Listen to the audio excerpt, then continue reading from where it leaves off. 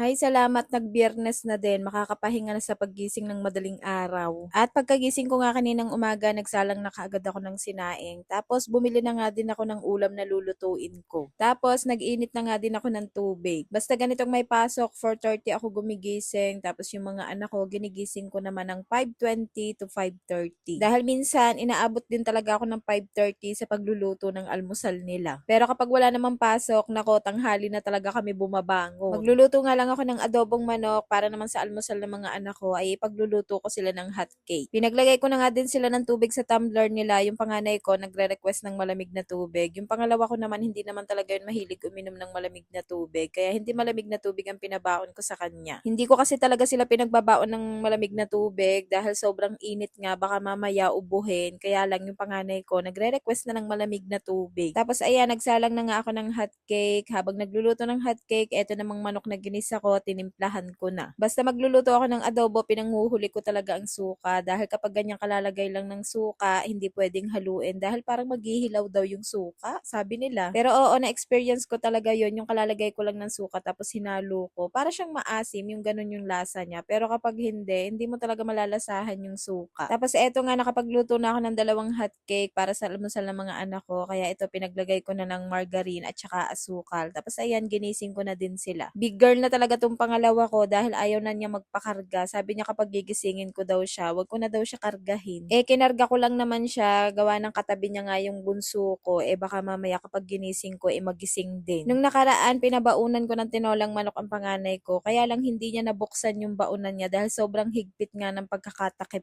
ko. Kaya ayun, hindi nga siya nakakain ng lunch niya. Hindi nga din daw mabuksan ng mga kaklase niya. Kaya kanina, yung ulam niyang adobong manok, inilagay ko na muna sa plastic bago ko ilagay sa baunan para hindi ko nahigpitan yung pagkakatakip. Syempre, may sabaw din yung adobo. Baka mamaya matapon pa dahil hindi ko nga hihigpitan yung takip ng kanyang baunan. Ang ganda pa naman ng baunan na yon dahil kahit abutan ng tanghali ay hindi pa masyadong malamig yung pagkain niya. Meron pang kaunting init. Yun ang sabi sa akin ng panganay ko. Kaya lang, nahihirapan naman siyang buksan kapag sobrang higpit ng pagkakatakip ko. At ayun nga, pagkatapos nila mag-almusal ay pinaligo ko na din. Para naman hindi basang-basa ang buhok nila, binoblower ko na, lalo na itong panganay ko, ang haba pa naman at ang kapal pa naman ng buhok nito. Tapos itong panganay ko, every 2 days talaga nililinisan ko yan ng tenga dahil ang bilis talaga magdumi ng tenga niya. Baka mamaya masili pa ng katabi, nakakahiya naman, muse pa naman. At pagkatapos nila maggayak, ginising ko na ang asawa ko para maihatid na sila. Ginigising ko lang talaga ang asawa ko kapag ihahatid na niya tong mga anak niya. Syempre, pagkaalis nila, ang kalat dito sa salas, kaya naglinis na muna ako habang natutulog pa si Tutoy. Minsan, kapag may oras pa, ay umiidlip ako ng konting oras, pero kapag alanganin na, hindi na ako natutulog at naglilinis na lang ako ng bahay. Pag nagising naman ang bunso ko, paliliguan ko, tapos 10 AM ako naman yung mag-aasikaso dahil 11:20 pinapakain ko yung grade 1 ko ng lunch.